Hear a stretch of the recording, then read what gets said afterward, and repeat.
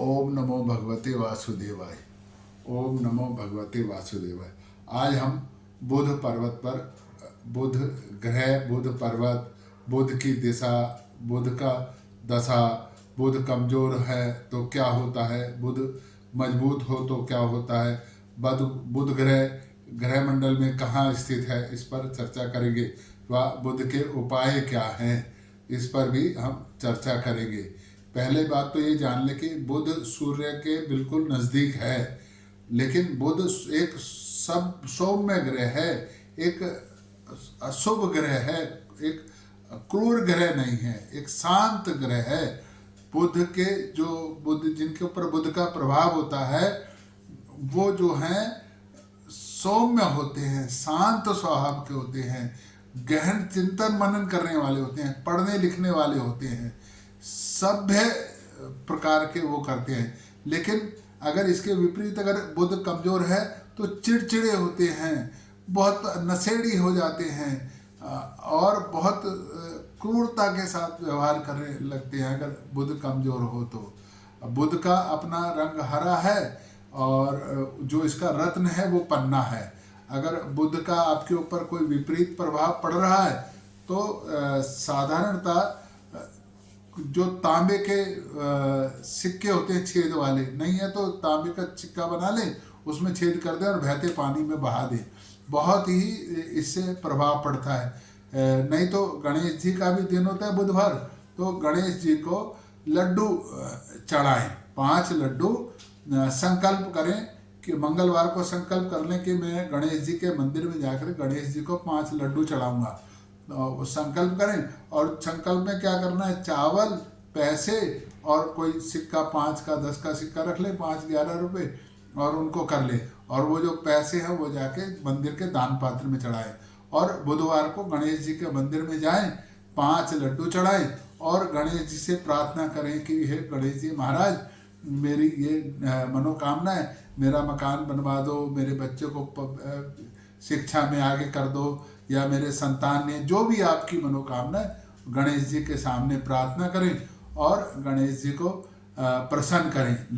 गणेश वहाँ पे धूप बत्ती, गणेश जी की आरती, ये सारा कुछ करें। एक को कहा लड्डू चढ़ाने, वो जाके लड्डू चढ़ा के आ गए, बस। मैंने कहा भी प्रार्थना करी क्या गणेश जी के सामने? कहते नहीं जी, वो तो नहीं, आके बैठना है, बैठ करके थोड़ी देर गणेश जी के नाम का स्मरण, कोई मंत्र नहीं पढ़ना तो कम से कम गणेश जी के नाम का स्मरण तो करो। गणेश जी के तो आरती बहुत आसान है, तो गणेश जी की आरती करो, बैठ करके थोड़ी देर। देखो, जब भी मंदिर में जाएं, जिस भी भगवान की आराधना करें, जहाँ भी जाएं, थोड़ी देर उनके सानिध्य में बैठना चाहिए। तो उनसे क्या होता है कि एक भाव उत्पन्न होते हैं वहाँ पर, और उन भाव उत्पन्न से आपकी सभी मनोकामना पूर्ण होती है। तो मंदिर में जाएं, गणेश जी की आरती करें, 5 लड्डू चढ़ाएं। पुजारी जी अगर लड्डू चढ़ा के कुछ प्रसाद आपको वापस दे दें तो भी ठीक, रख लेते हैं तो भी ठीक, आपका तो काम पूरा हो गया। ऐसे करके 5 बुधवार जिसने भी करे हैं वो उसकी मनोकामना पूरी हुई है।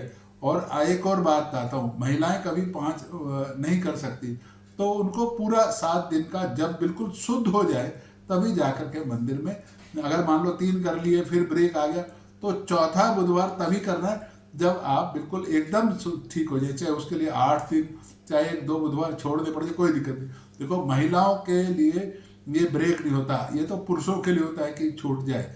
लगातार 5 तो पुरुष कर सकते हैं, महिलाएं अगर छूट भी जाए तो कोई दिक्कत नहीं है, अगर लेकिन बीमारी के कारण या उस महिलाओं की समस्या के कारण से, और किसी कारण से नहीं छूटनी चाहिए।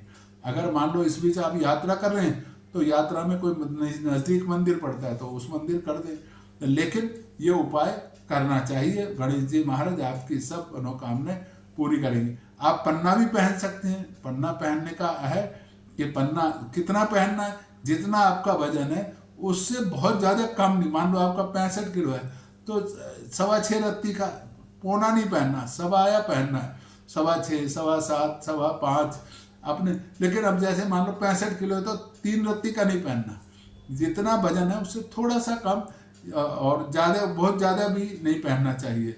तो आप पन्ना पहनिए, और पन्ने को कैसे शुद्ध करना है, क्या करना है, तो मैं जब भी ग्रहों की ये बात करता हूँ तो कहता हूँ किसी अच्छे ज्योतिषाचार्य से संपर्क करें, या मेरे से भी पूछ सकते हैं आप।